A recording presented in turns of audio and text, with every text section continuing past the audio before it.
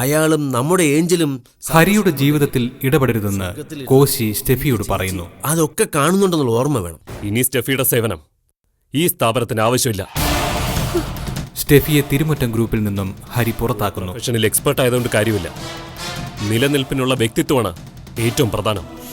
ഹരിയോട് സത്യം മറച്ചു പിടിക്കുന്നതിൽ കുറ്റബോധത്തോടെ കനി. തുടർന്ന് കാണുക. ഈശ്വര, എന്റെ ഉള്ളിൽ നേറിപ്പോകയാ. സാറിനോട് ഞാൻ അങ്ങനെ ഒരു കള്ളം പറയാൻ പാടില്ലായിരുന്നു.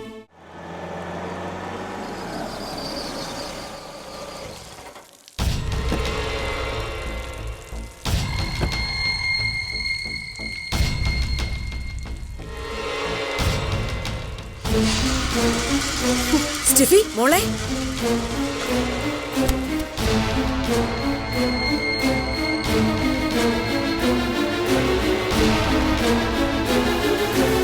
മോളെ സ്റ്റെഫി, നിനക്ക് എന്തു പറ്റിയടി? ജോബ് നഷ്ടായി. ടെർമിനേഷൻ ലെറ്റർ അടിച്ചു തന്നു. എന്റെ സർവീസിന് തിരുമുറ്റം ഗ്രൂപ്പിന് ആവശ്യമില്ലെന്ന് മാനേജിംഗ് ഡയറക്ടർ ഹരിനാരായണൻ ഒരൊറ്റ വാക്കുകൊണ്ട് പറഞ്ഞ് അവസാനിപ്പിച്ച് കളഞ്ഞു. എന്നെ അയാൾ ഈസി ആയിട്ടങ്ങ് ഒഴിവാക്കി കളഞ്ഞു. മോളെ, അമ്മച്ചി വിഷമിക്കണ്ട. എന്റെ വർക്കിലുള്ള വീഴ്ച കൊണ്ടൊന്നും അല്ല. ഞാൻ അയാളുടെ കുടുംബകാര്യങ്ങളിൽ ഇടപെട്ടോന്ന് പറഞ്ഞാ എന്നെ പുറത്താക്കിയിരിക്കുന്നത്. ഏതെങ്കിലും ഒരു ക്ലയന്റിന്റെ പേരിലോ ഡീലിന്റെ പേരിലോ ആയിരുന്നു എന്നെ പുറത്താക്കിയിരുന്നെങ്കിൽ എനിക്കിത്ര സങ്കടം ഇല്ലായിരുന്നു. അയാൾ ഇത്ര തരം താഴാൻ പാടില്ലായിരുന്നു. നീ വണ്ടി എടുക്കും മോളെ. അവൻ എന്ത് കാരണത്താലാണ് നിന്നെ ജോലിയിൽ നിന്ന് പുറത്താക്കിയെന്ന് എനിക്കറിയണം. വേണ്ട മച്ചി, തിരുമുറ്റം ഗ്രൂപ്പ് മാത്രമാണോ ഇവിടെ ബിസിനസ് ചെയ്യുന്നത്? അല്ലല്ലോ. ഇനി ഇതിന്റെ പേരിൽ അയാളുമായി ഒരു സംസാരം വേണ്ട. എന്നാലും ഇത്രയും കൊല്ലം നീ ആ കമ്പനിക്ക് വേണ്ടിട്ട് അധ്വാനിച്ചതല്ലേ മോളെ? ആ നിന്നെ അവൻ കറിവേപ്പില പോലെ എടുത്തു കളഞ്ഞതിന്റെ കാരണം എന്താണെന്ന് അറിയണ്ടേ? ആ ചെക്കുകൾ തന്നെ അയാൾ കാരണമായിട്ട് എടുത്തിരിക്കുന്നത്. ഏത് ചെക്ക്? ഇൻഷുറൻസ് പോളിസി എടുത്തിരിക്കുന്ന ചെക്കില്ലേ, അത്. ഞാൻ ആ വിവരം സൂര്യേട്ടനെ വിളിച്ചറിയിച്ചത് അയാൾക്ക് ഇഷ്ടപ്പെട്ടില്ല. തിരുമുറ്റത്ത് വീട്ടിൽ അനർത്ഥങ്ങൾ ഉണ്ടാവുന്നതിന് കാരണം ഞാനാണോ? അയാളുടെ അനിയനും പെങ്ങളും ഒക്കെ ആ ചെക്കിന്റെ പേരിൽ എന്തെങ്കിലും പ്രശ്നങ്ങൾ ഉണ്ടാക്കിയിട്ടുണ്ടെങ്കിൽ ആ ദേഷ്യം അയാൾ അവരോടാ തീർക്കേണ്ടിയിരുന്നേ.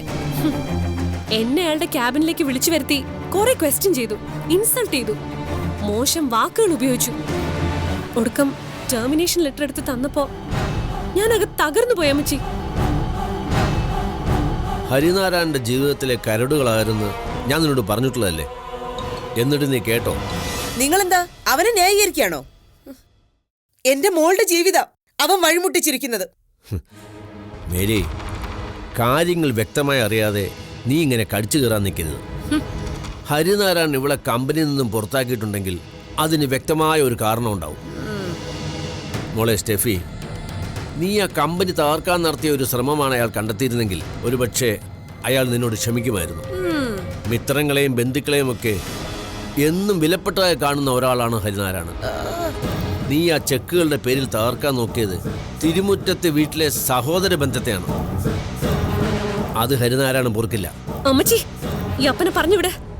മകളുടെ വേദനയെക്കാളും ഈ അപ്പന് വലുതേ ഹരിനാരായണന്റെ മഹത്വങ്ങളാ. നിങ്ങളിപ്പോ ആരെങ്കിലും ഇങ്ങോട്ട് വിളിച്ചോ? അവള് പറഞ്ഞത് കേട്ടല്ലോ. അവക്ക് നല്ല വിഷമുണ്ട്. ഒന്നിറങ്ങി പോന്നുണ്ടോ? ഇവൾക്ക് ഇന്ന് ഈ ജോലി നഷ്ടപ്പെടാൻ കാരണം നീ ഒറ്റ ഒരുത്തിയാണ്. നീ പണം മാത്രമേ കണ്ടിട്ടുള്ളൂ, മനുഷ്യനെ കണ്ടിട്ടില്ല. അത്യാർത്ഥി കൊണ്ട് ഇവളുടെ ചെവിയിൽ നീ ഓരോന്ന് ഓതിക്കൊടുത്തതിന്റെ ശിക്ഷയാ ഇവൾക്കിപ്പോ കിട്ടിയത്. ഉണ്ടായിരുന്ന ഒരു ജോലി പോയി കിട്ടിയില്ലേ? ഇനി നീ മോളെയും കെട്ടിപ്പിടിച്ചോണ്ടിരി.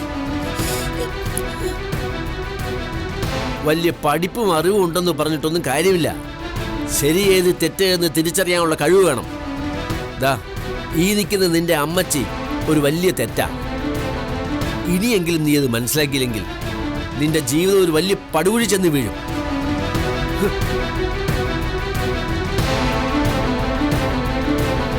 ഹരിയേട്ടനോട് എനിക്കുള്ള വാശി കൂടിയിട്ടേ ഉള്ള അമ്മച്ചി. ഞാൻ അയാളുടെ കുടുംബകാര്യങ്ങളിൽ തന്നെ ഇടപെടും. തിരുമുറ്റത്ത് വീട്ടിൽ അയാള് കനിയും ആ പൊട്ടിപ്പെണ്ണിനൊപ്പം സമാധാനമായിട്ട് ജീവിക്കാൻ പോണില്ല. ഞാൻ ജീവനോട് ഇരിക്കുന്നത് വരെ അതുണ്ടാവില്ല.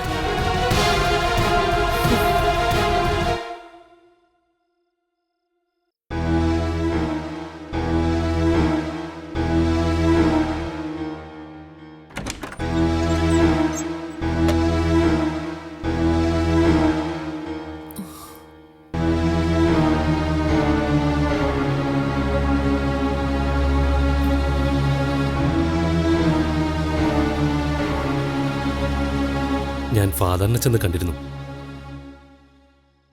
കനിയുടെ മണിക്കുട്ടിയുടെ പേരിൽ ഒരു ഇൻഷുറൻസ് പോളിസി എടുക്കുന്നു എന്ന് പറഞ്ഞപ്പോൾ ഫാദർ ഒരുപാട് സന്തോഷിച്ചു. പക്ഷേ സർക്കാർ അംഗീകരിച്ച ഒരു തിരിച്ചറിയൽ രേഖകളും നിങ്ങൾക്കില്ല എന്നുള്ള സത്യം ഒരുപക്ഷെ ഫാദറും ഇപ്പോഴാവും അറിയുന്നത്.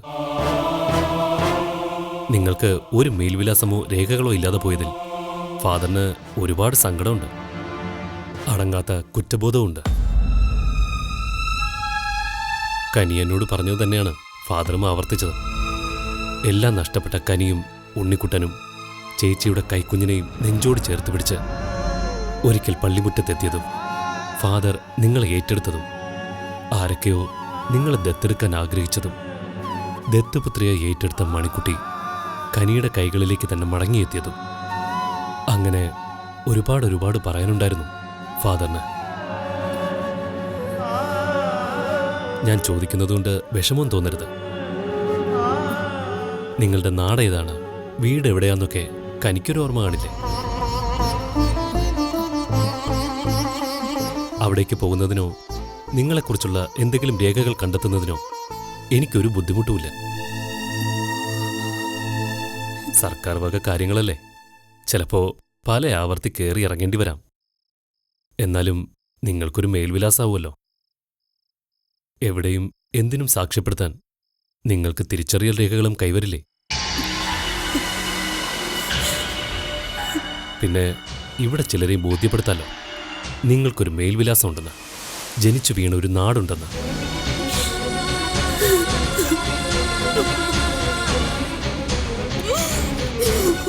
ഏയ് കനി, വിഷമിപ്പിക്കാൻ വേണ്ടി പറഞ്ഞതല്ല ഞാൻ. ഒരു റേഷൻ കാർഡിലോ ഒരു വോട്ടർ ഐ ഡിയിലോ പേരോ മേൽവിലാസോ ഇല്ലാതെ ജീവിക്കേണ്ടി വന്ന നിങ്ങളുടെ വിഷമം എനിക്ക് ഉൾക്കൊള്ളാൻ കഴിയും. എന്റെ ബുദ്ധിമുട്ട് നോക്കണ്ട. ഒന്ന് ശ്രമിച്ചാൽ നിങ്ങൾക്ക് നഷ്ടപ്പെട്ട നാടും വീടുമൊക്കെ നമുക്ക് കണ്ടെത്താൻ കഴിയും. അങ്ങനെയൊരു നാട് ഞങ്ങൾക്കില്ല സാർ. രക്തബന്ധങ്ങളായി ഒരു വീട്ടിലൊത്ത് കഴിഞ്ഞവരുമല്ല ഞങ്ങള്. കനി, അതെ സാർ, സാറിനും ഫാദറിനും അറിയാവുന്ന ഞങ്ങളുടെ ജീവിതകഥ ഒരു വലിയ കള്ളമാണ്. ആ കള്ളം പലവട്ടം ആവർത്തിക്കേണ്ടി വരുന്നതിന്റെ കുറ്റബോധത്തില് ഞാൻ ഓരോ നിമിഷവും സ്വയം ഒരുങ്ങി തീരുകയായിരുന്നു. അതെ സാർ, കൈക്കുഞ്ഞായിരുന്ന മണിക്കുട്ടിയെ കൈവിട്ടു പോകാതിരിക്കാൻ വേണ്ടി അന്ന് ഞങ്ങളെ കെട്ടിച്ചമച്ചൊരു കഥയാ സാറും ഫാദറും ഒക്കെ അറിഞ്ഞിട്ടുള്ളത്. എന്റെ മണിക്കുട്ടി എനിക്കാരുമല്ല സാർ.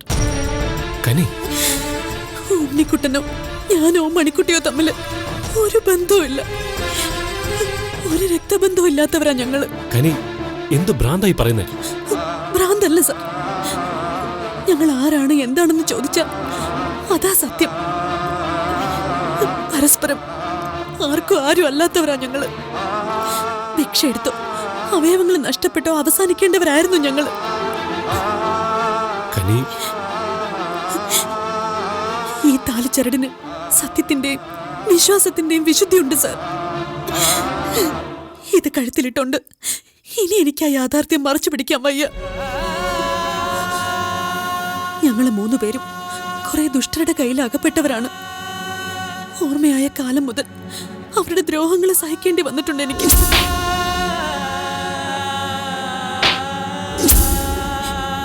എനിക്ക് മാത്രമല്ല, ഉണ്ണിക്കുട്ടനും ആ താവളത്തിൽ എത്തപ്പെട്ടിരുന്ന എല്ലാ കുട്ടികൾക്കും.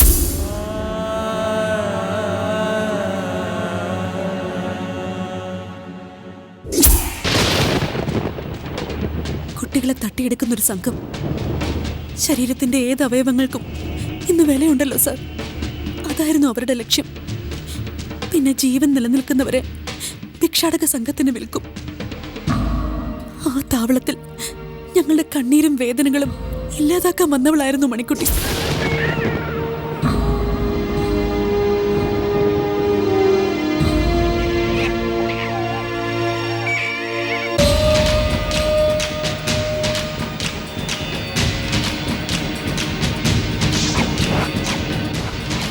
അവളെ ഞങ്ങൾ സ്നേഹിച്ചു, ലാളിച്ചു.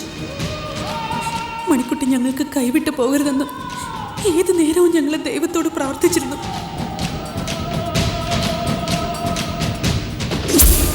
മണിക്കുട്ടിക്ക് വേണ്ടി അവിടുന്ന് രക്ഷപ്പെടണമെന്ന് തീരുമാനിച്ച ഞങ്ങൾക്ക് ഒരിക്കലൊരവസരം വീണ് കിട്ടി.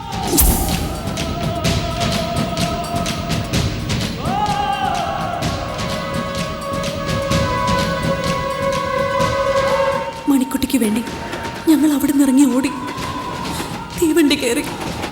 എങ്ങോട്ടെന്നില്ലാത്ത ആ യാത്രയ്ക്കൊടുവിൽ ഞങ്ങൾ എത്തപ്പെട്ടത് ആ പള്ളിമുറ്റത്തായിരുന്നു.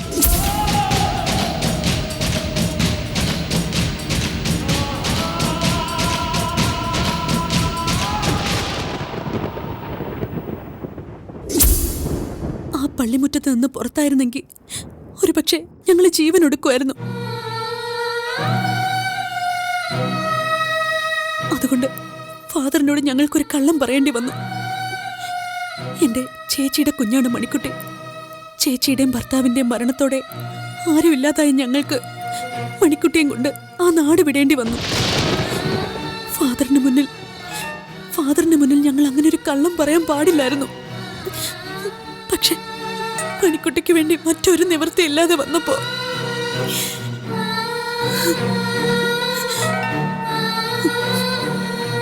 പിന്നെ ആ വലിയ കള്ളമൊന്നും തിരുത്താൻ പറ്റാത്ത വിധം ഞങ്ങളുടെ ജീവിതകഥയായി. കനി, എല്ലാം ഞങ്ങളുടെ മണിക്കുട്ടിക്ക് വേണ്ടിയായിരുന്നു സാർ. പക്ഷെ ഈ താലിച്ചരട് കഴുത്തിൽ വീണ അന്ന് മുതൽ എന്റെ ഉള്ളു പൊള്ളായിരുന്നു. പലതവണ തോന്നിയിട്ടുണ്ട് ഈ കാൽക്കൽ വീണ് മാപ്പ് അപേക്ഷിച്ച് എല്ലാം തുറന്നു പറയണമെന്ന്. സാർ ഒരു വലിയ മനുഷ്യന് കൂടപ്പിറപ്പുകളുടെ എതിർപ്പ് പോലും വകവെക്കാതെ എന്നെ മണിക്കുട്ടിയെ അംഗീകരിക്കാൻ ഉൾക്കൊള്ളാനുള്ള മനസ്സ് കാണിച്ചിട്ടുണ്ട്.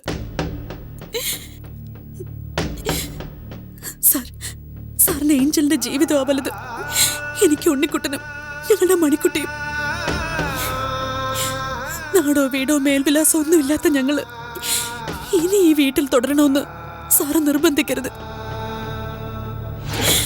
ഞങ്ങളെ പോകാൻ അനുവദിക്കണം സാർ. ഞങ്ങൾ എവിടുന്ന് വന്നോ അവിടേക്ക് തന്നെ മടങ്ങിക്കോളാം. പിന്നെ ഒരർഹതയില്ലാത്ത എനിക്ക് സാർ തന്നൊരു അംഗീകാരമുണ്ട്, ഒരു സ്ഥാനമുണ്ട്. അത് ഈ താലിച്ചരട. ദയവേത് സാറി താലിച്ചരട അഴിച്ചു തരണമെന്ന് പറയരുത്. സാർ എനിക്ക് ദൈവമാ. മരിക്കുന്നത് വരെ ഈ താലി എന്റെ കഴുത്തിൽ തന്നെ ഉണ്ടാവും സാർ.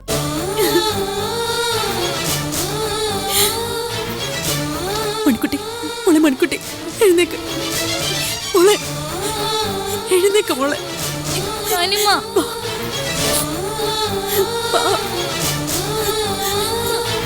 എണീക്കും.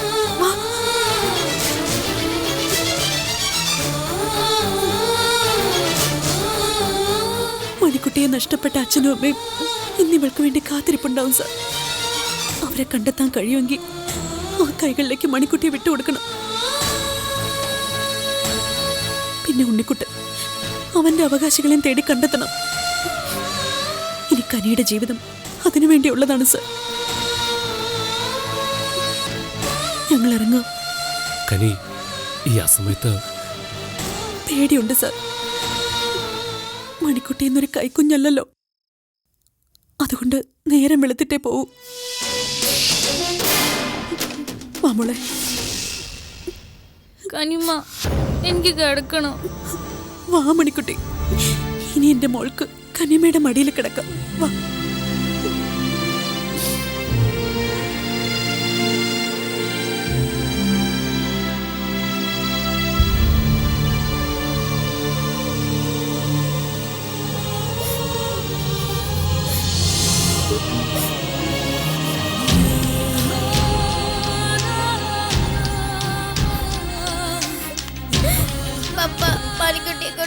പറവപ്പ.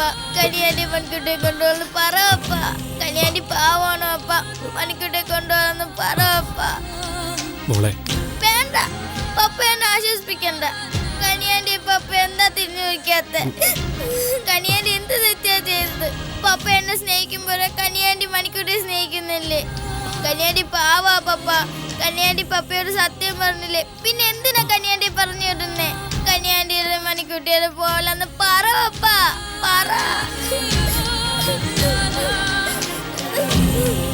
പറ പപ്പ.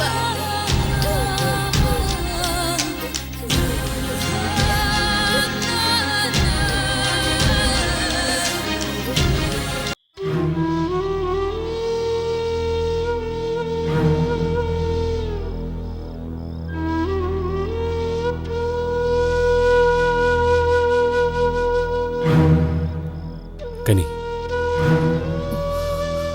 മോളെ മണിക്കുട്ടി, ഏഞ്ചലിനെ വിഷമിപ്പിക്കരുത്. മണിക്കുട്ടിയെ കൊണ്ട് അകത്തേക്ക് വാ. ഇല്ല സർ, എനിക്ക് രാത്രി ഒന്ന് ഇരുട്ടി വെളുപ്പിക്കണം. മണിക്കുട്ടിയും കൊണ്ട് ഞാൻ ഫാദറിന്റെ അടുത്തേക്ക് തന്നെ പൊയ്ക്കോളാം. ഫാദർ ഞങ്ങളെ കൈയൊഴിയില്ല. ഇനി ഫാദർ അതിനുള്ള മനസ്സ് കാണിച്ചില്ലെങ്കിൽ തന്നെ മണിക്കുട്ടിയും കൊണ്ട് ഞാൻ മറ്റെവിടെയെങ്കിലും പൊയ്ക്കോളാം. ഫാദറിന്റെ തണലും താങ്ങും ഉള്ളതുകൊണ്ട് ഞങ്ങൾ ഇവിടം വരെ എത്തിയില്ലേ. ഇനി തനിച്ചായാലും മണിക്കുട്ടിക്ക് വേണ്ടി ജീവിക്കാനുള്ള മനസ്സുറപ്പ് എനിക്കുണ്ട് സർ. മണിക്കുട്ടിക്ക് വേണ്ടി ജീവിക്കുന്ന ആളാ കനി. ഞാൻ ജീവിക്കുന്നത് എൻ്റെ ഏഞ്ചലിന് വേണ്ടി. കനിയെ ഞാൻ താലികെട്ടി ഈ തിരുമുറ്റത്തേക്ക് കൊണ്ടുവന്നത് നമ്മൾ രണ്ടാളുടെയും സന്തോഷത്തിന് വേണ്ടിയല്ല, മണിക്കുട്ടിയുടെ ഏഞ്ചലിന്റെയും സന്തോഷത്തിന് വേണ്ടി മാത്രം. ഒരു ദുർവിധികൾക്കും വിട്ടുകൊടുക്കാതെ ഇവരുടെ കൊച്ചു കൊച്ചു സ്വപ്നങ്ങൾ പൂവണിയുന്നതിന് വേണ്ടിയാ. കനിക്കും മണിക്കുട്ടിക്കും വേണ്ടി ഞാനൊരു ഇൻഷുറൻസ് പോളിസി എടുക്കാൻ ആഗ്രഹിച്ചത് നമുക്കിടയിൽ ഇങ്ങനെയുള്ള അകലങ്ങൾ ഉണ്ടാക്കാൻ വേണ്ടിയല്ല. മണിക്കുട്ടിയും കനിയും എനിക്കും ഏഞ്ചലിനും ജീവിത അവസാനം വരെ വേണ്ടപ്പെട്ടവരായിരിക്കണമെന്ന് ഞാൻ ആഗ്രഹിച്ചത് കൊണ്ട് മാത്രം. എനിക്കും ആനിക്കുമിടയിൽ കൊച്ചു കൊച്ചു പിണക്കങ്ങളും പരിഭവങ്ങളും ഒക്കെ ഉണ്ടായിട്ടുണ്ട്. കുട്ടികൾക്ക് വേണ്ടിയുള്ള നമ്മുടെ ഈ ജീവിതത്തിലും അതിനപ്പുറം ഒന്നും സംഭവിക്കാൻ പാടില്ല. പരസ്പരം ആർക്കും ആരുമല്ലാത്തവർ. എന്നിട്ടും കനിയും മണിക്കുട്ടിയും ഉണ്ണിക്കുട്ടനുമൊക്കെ കൂടപ്പിറപ്പുകളെക്കാൾ വലിയ ആത്മബന്ധം കാണിക്കുന്നു. മണിക്കുട്ടിക്ക് വേണ്ടി വലിയ ത്യാഗങ്ങൾ സഹിക്കുന്നു. ഏഞ്ചലിനു വേണ്ടി ഒരു പുനർവിവാഹം വേണ്ടെന്ന് കരുതിയ എന്റെ ത്യാഗത്തെക്കാൾ എത്രയോ വലുതാണത്. ആകാശത്ത് തെളിഞ്ഞു നിൽക്കുന്ന നക്ഷത്രത്തെ നോക്കി അതാണ് മോളുടെ അമ്മയെന്ന് ഏഞ്ചലിന് ഞാൻ ചൂണ്ടിക്കാട്ടിയിട്ടില്ല. ആനിയെന്നും എന്റെ ഹൃദയത്തിൽ തന്നെയാണുള്ളത്. എന്നെ വിട്ട് പോയിട്ടില്ല അവൾ.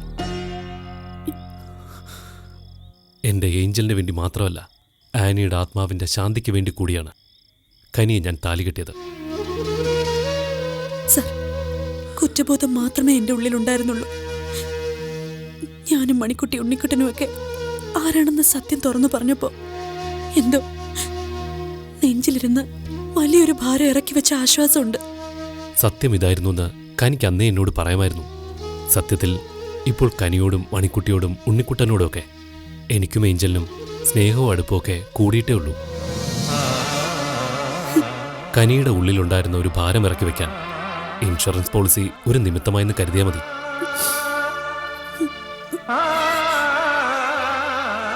കനിയാണ്ടി മണിക്കുട്ടിയും കൊണ്ട് എവിടേക്കും പോണ്ട. എനിക്ക് മാത്രമല്ല, എൻ്റെ പപ്പയ്ക്കും മണിക്കുട്ടിയും കനിയാണ്ടി ഒത്തിരി ഇഷ്ടമാണെന്ന് പറഞ്ഞില്ലേ? പിന്നെ എന്തിനാ പോകുന്നേ? വാ, നമുക്ക് പോയി കിടന്ന് ഉറങ്ങാം. വാ കനിയാണ്ടി, വാ.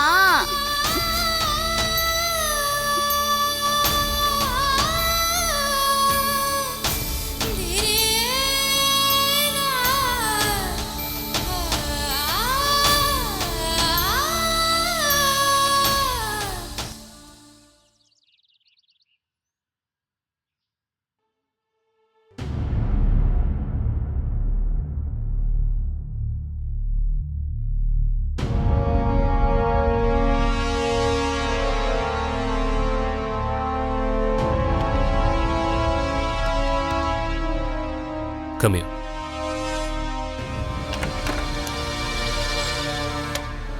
സർ, 50 lakhsന്റെ 2 ചെക്കുകൾ ക്യാൻസൽ ചെയ്യണം. താൻ ബാങ്കിൽ വിളിച്ച സ്റ്റോപ്പ് പേയ്മെന്റ് പറഞ്ഞേക്കാൻ. ഓക്കെ സർ, ഞാനിപ്പോൾ തന്നെ പറയാം. അല്ല, അന്നാ സ്റ്റെഫി മാഡത്തെ പുറത്താക്കാൻ കാരണമായ ചെക്കല്ലേ അത്? തന്നോട് പറഞ്ഞത് ചെയ്താൽ മതി. Okay sir.